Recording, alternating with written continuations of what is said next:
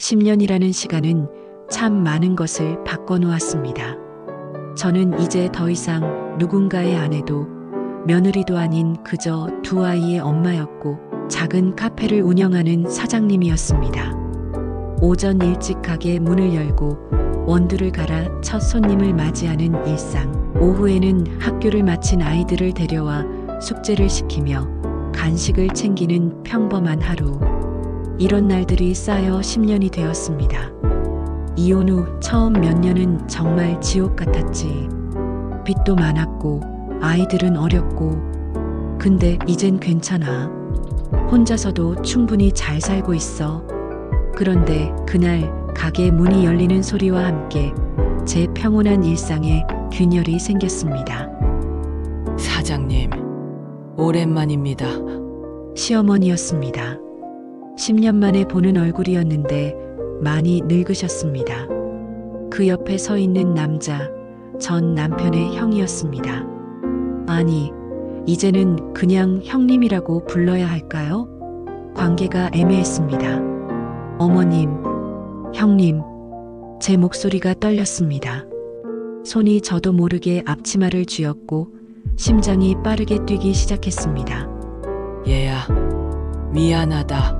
갑자기 찾아와서. 그런데 우리 큰아들이 1년 전에 아내를 잃었어. 뭐라고? 형수님이 돌아가셨다고? 형님은 여전히 단정한 모습이었지만 얼굴에 깊은 슬픔이 새겨져 있었습니다. 검은색 니트에 진 청바지를 입은 그는 카페 창밖을 바라보며 말을 잇지 못했습니다. 갑작스러운 교통사고였어요. 그 뒤로 살아가는 게 힘들더라고요. 저는 커피를 내려드리며 말을 아꼈습니다. 뭐라고 위로해야 할지 몰랐습니다. 10년 전 이 가족과 인연이 끊어졌다고 생각했는데 왜 하필 저를 찾아온 걸까요? 시어머니가 제 손을 잡았습니다. 그때 우리 둘째가 너한테 너무 못했지. 미안했어. 아, 그 이야기는 하지 말아주세요. 다 지난 일이에요. 괜찮아요, 어머님. 다 지난 일이에요. 하지만 제 손은 떨리고 있었습니다. 10년 전의 기억이 파도처럼 밀려왔습니다. 그날의 배신감, 빚쟁이들의 협박, 혼자 아이들을 안고 울었던 밤들. 그리고 그 모든 것 속에서 유일하게 제 편이 되어주려 했던 사람. 바로 이 형님이었습니다. 카페 안은 어색한 침묵으로 가득 찼습니다. 형님은 커피잔을 들었다 내려놓기를 반복했고 시어머니는 제 얼굴을 뚫어지게 바라봤습니다. 왜 이렇게 가슴이 답답한 걸까? 끝난 인연인데. 형님은 그 후로 일주일에 두세 번씩 가게에 들렀습니다. 아메리카노 하나 주세요. 처음에는 그저 커피를 마시고 가는 손님일 뿐이었습니다. 하지만 시간이 지나면서 형님은 아이들 학교 시간에 맞춰 오기 시작했습니다. 그리고 자연스럽게 아이들과 재회했습니다. 삼촌, 큰아이가 형님을 알아보고 달려갔습니다. 형님은 아이를 안아 올리며 환하게 웃었습니다. 그 웃음을 보는데 제 가슴 한편이 이상하게 뜨거워졌습니다. 우와, 많이 컸네. 이제 초등학교 5학년이지? 네. 삼촌은 어떻게 알았어요? 삼촌이 다 알지. 설거지를 하던 제 손이 멈췄습니다. 형님의 웃는 얼굴을 보니 문득 생각이 들었습니다. 전 남편은 저렇게 웃어준 적이 없었는데 형님은 무책임했던 전 남편과는 정말 달랐습니다. 성실하고 자상하고 아이들에게 관심이 많았습니다. 아이들 숙제를 봐주고 카페 테이블을 닦는 것도 도와줬습니다. 엄마, 삼촌이 아빠였으면 좋았을 텐데. 둘째가 작은 목소리로 말했습니다. 그 말에 형님과 제 시선이 마주쳤습니다. 형님은 당황한 표정으로 고개를 돌렸고 저는 얼른 아이를 달랬습니다. 그런 말하는 거 아니야. 하지만 나도 순간 그런 생각을 했어. 형님 같은 사람이 남편이었다면 얼마나 좋았을까? 그런데 그날 저녁 단골 손님 한 분이 수군거리는 소리가 들렸습니다. 저 남자 자주 오는데 전 남편 형 아니에요? 제가 옛날에 봤거든요. 네. 그럼 전 남편 형이랑 아, 안 돼. 소문이 나기 시작했어. 다음 날 친구한테서 전화가 왔습니다. 야, 너 전 남편 형이랑 뭐 있는 거야? 동네에서 소문나기 시작했어. 아니야, 그냥 가끔 오는 손님일 뿐이야. 그게 되는 거야? 법적으로도 문제 아니야? 전화를 끊고 나서 저는 한숨을 쉬었습니다. 창밖을 보니 비가 내리기 시작했습니다. 형님에게 마음이 가는 것 같아. 하지만 세상 사람들은 절대 이해하지 못할 거야. 전 남편의 형이라니. 그날 밤 서랍을 정리하다가 오래된 통장 하나를 발견했습니다. 10년 동안 조금씩 모아둔 돈. 아이들 대학 등록금으로 쓰려고 몰래 모았던 돈이었습니다. 통장을 넘기다가 문득 생각했습니다. 나는 이미 혼자서도 살 수 있는 사람이야.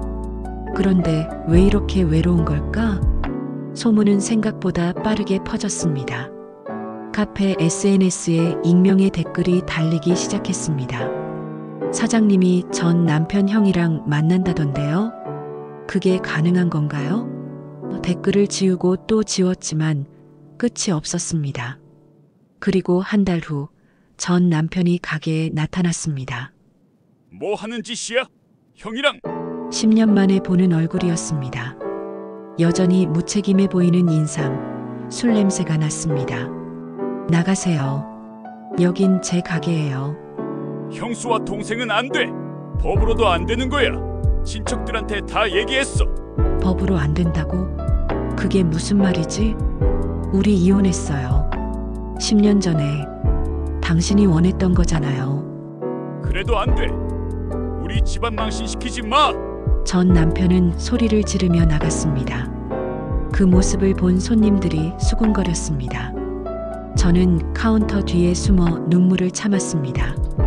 왜 내 인생은 이렇게 복잡한 걸까? 그냥 조용히 살고 싶었을 뿐인데. 며칠 후 친정 어머니한테서 전화가 왔습니다. 야, 너 정신 나갔니? 전 시댁 형이랑 뭔 짓이야? 엄마, 그게 체면이 말이 아니다. 동네에서 입방아 찌는 건 내가 모르냐? 당장 끊어.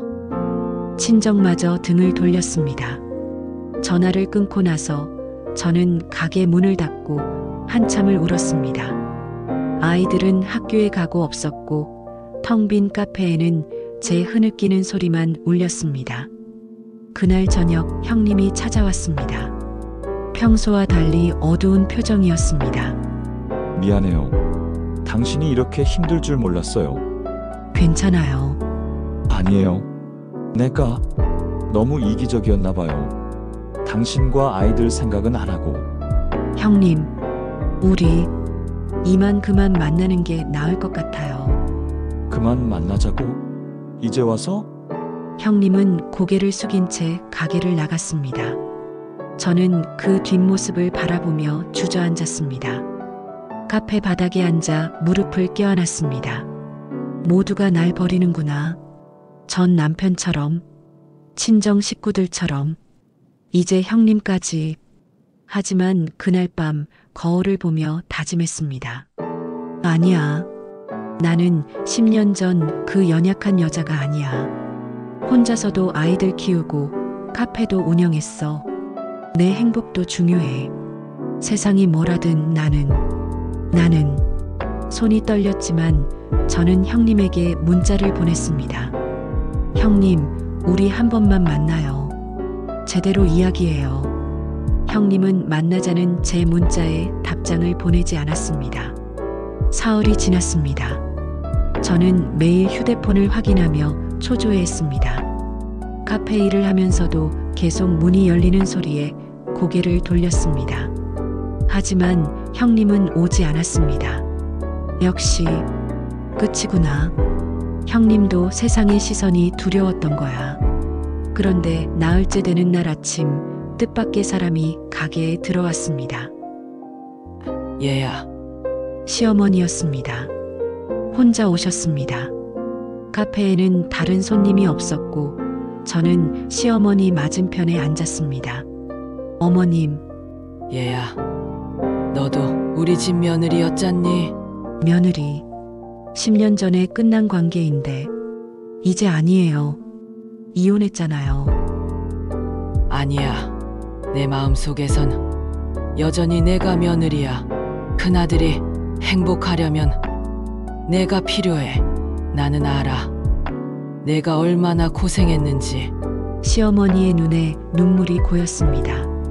주름진 손으로 제 손을 꼭 잡으셨습니다. 둘째 그 자식이 너한테 못되게 굴었지. 미안했어. 내가 제대로 못 키웠나 봐. 아니에요, 어머님. 큰아들은 달라. 내가 이혼할 때 그 애가 얼마나 안타까워했는지 몰라. 지금도 너를 걱정하고 있어. 형님이 나를. 근데 어머님, 주변에서 다들 반대하는데. 그런 거 신경 쓰지 마. 너희 둘이 행복하면 되는 거야. 나는 너를 지지할게. 시어머니의 말에 가슴 한편이 따뜻해졌습니다. 오랜만에 누군가 제 편이 되어주는 기분이었습니다. 어머님, 얘야, 이거 받아. 시어머니는 주머니에서 작은 보석함을 꺼내 제 손에 쥐어주셨습니다. 열어보니 옷반지가 들어있었습니다. 이건 어머님 반지잖아요. 내가 가져. 너는 우리 가족이야.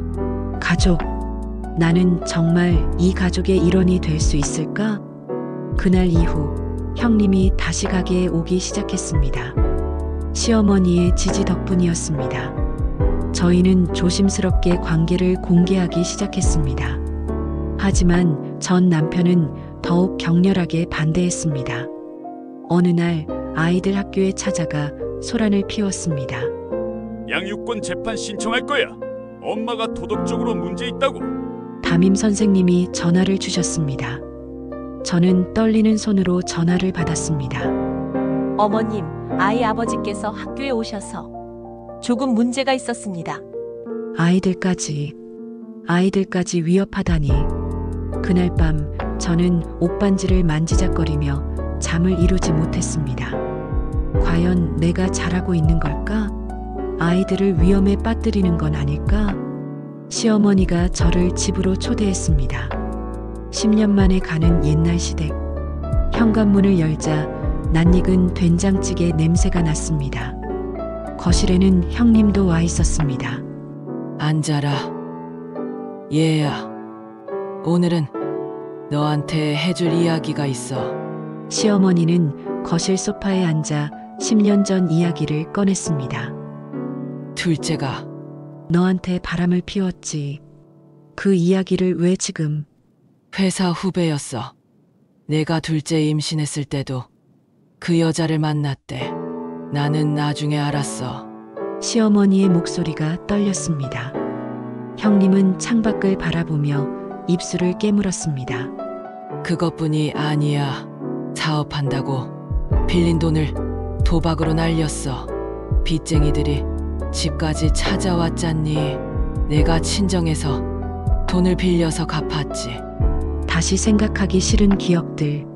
그런데 그 자식이 뭐라고 했는지 알아? 내가 돈을 못 벌어서 내가 스트레스를 받는다고. 나는 그때 정말 그 애를 때려주고 싶었어. 어머님, 이혼할 때 큰아들이 동생한테 무릎까지 꿇었어. 재수 씨한테 그렇게 하면 안 된다. 아이들도 있잖아라고. 근데 둘째 그 자식이 듣지를 않더라고. 형님이 천천히 입을 열었습니다. 저는 그때 정말 화가 났어요. 동생이 당신한테 그렇게 하는 걸 보면서 내가 동생 자리였으면 절대 그러지 않을 텐데 그런 생각을 했어요.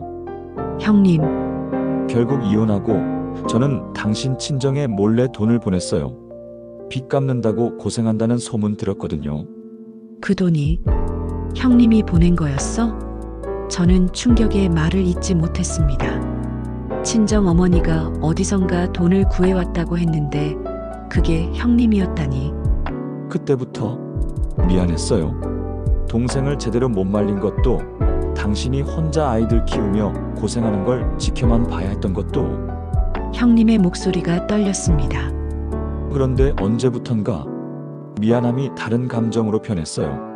당신이 아이들 손잡고 가게 문 여는 모습을 볼 때, 손님들한테 환하게 웃는 모습을 볼 때 저는 알았어요. 아, 이 사람은 정말 대단한 사람이구나. 형님, 제 아내가 세상을 떠나고 나서야 제가 진짜 원했던 사람이 누군지 알았어요. 시어머니가 덧붙였습니다. 둘째가 반대하는 이유는 형에 대한 열등감도 있지만 더 큰 이유는 죄책감이야. 너와 큰아들이 행복해지면 자기가 얼마나 나쁜 놈이었는지 더 명확해지니까. 그리고 역시 형이 난내라는 말을 들을까봐 두려운 거야. 그래서 그렇게까지 반대했던 거구나. 저는 눈물이 났습니다. 10년 동안 몰랐던 진실들, 형님이 저를 지켜봐 왔다는 것, 시어머니가 저를 여전히 며느리로 생각하고 있었다는 것. 얘야, 울지 마. 이제 다 지난 일이야. 큰아들이랑 행복하렴. 하지만 가슴 한편으로는 두려웠습니다. 이 모든 과거를 짊어지고도 나는 새로운 사랑을 할 수 있을까? 소문은 걷잡을 수 없이 퍼졌습니다. 전 남편 형이랑 재혼한대요. 법적으로 괜찮은 건가요? 아이들이 불쌍하네. 카페 SNS 댓글은 물론이고 동네 맘카페에까지 글이 올라왔습니다. 그리고 결정적인 사건이 터졌습니다. 엄마, 큰아이가 학교에서 돌아와 울먹이며 말했습니다. 애들이 나랑 말을 안 해.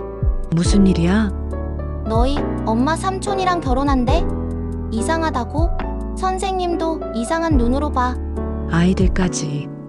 아이들까지 이렇게 힘들어하다니. 다음 날 담임 선생님이 저를 불렀습니다. 어머님, 아이들이 요즘 학교 생활이 많이 힘들어 보입니다. 혹시 가정에 무슨 문제라도 있나요? 죄송합니다, 선생님. 아이들을 위해서라도 조금 신중하게 생각해 보시는 게 어떨까요? 카페로 돌아오는 길, 저는 한참을 걷지 못하고 벤치에 앉았습니다. 핸드백에서 휴대폰을 꺼내니 모르는 번호에서 온 문자가 수십 개였습니다. 도덕성도 없는 사람이 장사를 해? 그런 엄마 밑에서 자라는 애들이 불쌍하네. 나는 잘못된 걸까? 내가 행복을 바라는 게 잘못된 걸까? 그날 저녁 형님이 전화를 했습니다. 당신 괜찮아요? 형님, 제가 알아봤는데 결혼식장에 전 남편이 친척들 데리고 와서 방해하겠다고 하더라고요. 네? 미안해요. 제가 이기적으로 그랬나 봐요. 아니에요. 형님 잘못이 아니에요. 하지만 전화를 끊고 나서 저는 주저앉았습니다. 가게 문을 잠그고 카운터 뒤에 쪼그리고 앉아 한참을 울었습니다. 이렇게까지 해서 행복해질 수 있을까? 눈물을 닦고 일어섰을 때 문득 생각났습니다. 서랍 깊숙이 숨겨둔 통장. 저는 카운터 서랍을 열었습니다. 낡은 통장 하나가 나왔습니다. 10년 동안 조금씩 모아둔 돈, 매달 조금씩 아껴서 모은 돈, 아이들 대학 등록금, 제 노후 자금, 그리고 혹시 모를 상황을 위해 준비해둔 돈. 통장을 넘기다가 또 다른 봉투를 발견했습니다. 건물 서류. 시어머니가 3년 전에 몰래 제 명의로 해준 작은 상가 건물이었습니다. 얘야, 이거 받아. 내 명의로 해뒀어. 나중에 필요할 때가 있을 거야. 그때는 이해하지 못했습니다. 왜 시어머니가 갑자기 건물을 제 명의로 해주시는지. 하지만 지금은 알 것 같았습니다. 나는 이미 혼자서도 살 수 있는 사람이었어. 아니, 혼자서도 충분히 강한 사람이었어. 통장과 서류를 바라보며 생각했습니다. 내게도 선택할 힘이 있었구나. 형님과 결혼하지 않아도 나는 살 수 있어. 아이들과 함께 충분히 잘 살 수 있어. 그런데 왜 이렇게 마음이 아픈 걸까요? 나는 정말 무엇을 원하는 걸까? 경제적 안정? 사랑? 아니면 그저 인정받고 싶은 걸까? 결혼식 전날이었습니다. 가게 문을 닫고 집으로 돌아가려는데 전 남편이 친척 서너 명과 함께 나타났습니다. 정신 차려. 형이랑 결혼하면 우리 집안 망신이야. 나가세요. 여긴 제 가게예요. 이혼할 때 위자료도 제대로 못 받은 주제에 위자료? 그게 지금 할 말이야?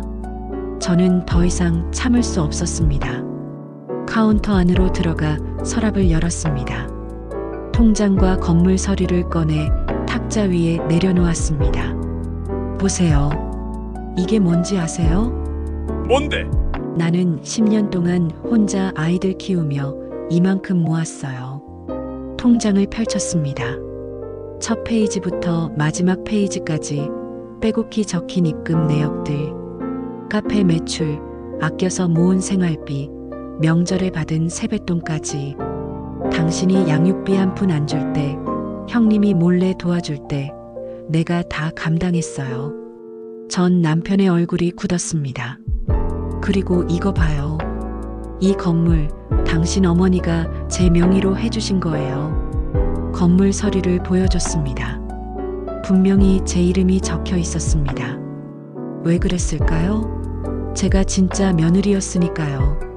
당신 어머니는 알았던 거예요. 언젠가 형님과 제가 다시 만날 거라고. 친척들이 웅성거리기 시작했습니다. 전 남편은 할 말을 잃은 듯 입만 벙긋거렸습니다. 나는 더 이상 10년 전 그 나약한 여자가 아니에요. 혼자서도 충분히 살 수 있어요. 형님과 결혼하는 건 제가 선택한 거예요. 사랑해서예요. 그래, 나는 이미 충분히 강한 사람이었어. 그때 가게 문이 열리며 시어머니가 들어왔습니다. 둘째야, 그만 좀 해라. 엄마, 그 건물 내가 며느리 명의로 한 거 맞아. 이 애는 큰아들한테 어울리는 여자야.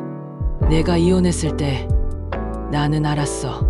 큰아들이랑 이 애가 잘 어울린다는 걸. 시어머니는 눈물을 닦으며 말을 이었습니다. 넌 이 애한테 못되게 굴었잖니. 바람 피우고 빚지고 아이들도 돌보지 않고 이제 와서 무슨 자격으로 반대하니? 전 남편은 고개를 숙였습니다. 친척들도 더 이상 할 말이 없는지 조용히 가게를 나갔습니다. 드디어 나를 인정해 주는구나. 하지만 마음 한편으로는 여전히 불안했습니다. 과연 결혼식은 무사히 치러질까? 결혼식 3일 전 큰아이가 학교에서 울면서 돌아왔습니다. 엄마, 애들이 나한테 너희 엄마 이상하다고 했어. 선생님도 이상하게 쳐다봐. 괜찮아. 엄마가 있잖아. 엄마, 우리 그냥 셋이서 살면 안 돼? 아이들이 이렇게까지 힘들어하고 있었어? 둘째도 학교에 가기 싫다고 울었습니다. 카페 SNS에는 여전히 악플이 달렸습니다. 도덕성도 없는 사람이 카페를 운영한다니. 손님도 눈에 띄게 줄었습니다. 결혼식 전날 밤 형님에게서 긴 문자가 왔습니다. 당신이 나 때문에 이렇게 힘들어할 줄 몰랐어요. 아이들이 상처받는 걸 보니 제가 이기적이었던 것 같아요. 결혼은 미루는 게 나을 것 같습니다. 미안해요. 미루는 게 아니라 포기하는 거잖아. 저는 휴대폰을 내려놓고 창밖을 바라봤습니다. 비가 내리기 시작했습니다. 결혼식 당일 아침 웨딩드레스를 입었습니다. 거울 속 제 모습이 낯설었습니다. 옷반지를 끼려다 손이 떨렸습니다. 형님의 문자를 다시 읽었습니다. 시어머니에게서 전화가 왔습니다. 얘야, 큰아들이 오늘 안 온대. 미안하다고 전화래. 근데 너는 어떻게 할 거니? 어머님, 내 마음대로 해. 내가 응원할게. 전화를 끊고 저는 웨딩드레스를 천천히 벗었습니다. 평상복을 입었습니다. 아이들이 방문을 두드렸습니다. 엄마, 괜찮아? 응, 괜찮아. 엄마, 우리는 엄마가 행복했으면 좋겠어. 근데 엄마가 선택해. 우리도 괜찮아. 아이들이 이렇게까지 생각하고 있었구나. 저는 카페 문을 열었습니다. 첫 손님을 맞이하며 커피를 내렸습니다. 원두를 갈면서 우유를 데우면서 계속 생각했습니다. 형님은 나를 사랑해서 포기한 걸까? 아니면 결국 세상의 시선이 두려웠던 걸까? 나는 왜 이렇게 허탈한 걸까? 안도감이어야 하는 건가? 아니면 배신감인가? 손님이 주문을 했습니다. 저는 환하게 웃으며 커피를 건넸습니다. 하지만 손님이 가고 난 뒤 다시 창밖을 바라봤습니다. 10년 전 남편이 날 버렸을 때 나는 이렇게 아프지 않았어. 분노했고 억울했지만 포기할 수 있었어. 그런데 지금은 왜 이렇게 마음이 무너지는 걸까? 서랍을 열어 통장을 다시 꺼내봤습니다. 나는 혼자서도 충분히 살 수 있어. 이미 증명했어. 10년 동안. 그런데 왜 이렇게 외로운 거지? 옷반지를 빼서 손바닥에 올려놓았습니다. 반지가 빛을 반사했습니다. 형님은 다시 올까? 아니면 나는 그를 기다려야 하는 걸까? 기다린다면 얼마나? 1년? 5년? 아니면 영원히? 아이들은 괜찮다고 했지만 정말 괜찮은 걸까? 내가 다시 혼자 사는 게 아이들에게 더 나은 걸까? 사랑한다면서 왜 끝까지 함께하지 못하는 걸까? 아니면 이게 진짜 사랑인 걸까? 상대를 위해 물러서는 게. 카페 문이 열렸습니다. 저는 고개를 들었습니다. 하지만 형님이 아니었습니다. 다시 고개를 숙였습니다. 이대로 기다릴까? 아니면 완전히 잊을까? 아니면 내가 먼저 형님을 찾아가야 하는 걸까? 10년 전 남편에게 버림받았을 때 나는 다시는 사랑 같은 거 안 한다고 다짐했어. 그런데 또 이렇게 됐네. 시어머니는 이 반지를 왜 내게 준 걸까? 가족이라고 했지. 하지만 나는 정말 그 가족의 일원이 될 수 있는 걸까? 비가 계속 내렸습니다. 저는 창밖을 바라보며 중얼거렸습니다. 나는 이제 어떻게 해야 하는 걸까? 행복이란 게 뭘까? 사랑하는 사람과 함께하는 거? 아니면 아무도 상처받지 않는 거? 나는 정말 무엇을 원하는 걸까? 손님들이 오고 갔습니다.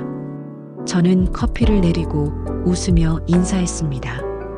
평범한 하루였습니다. 그동안 그랬던 것처럼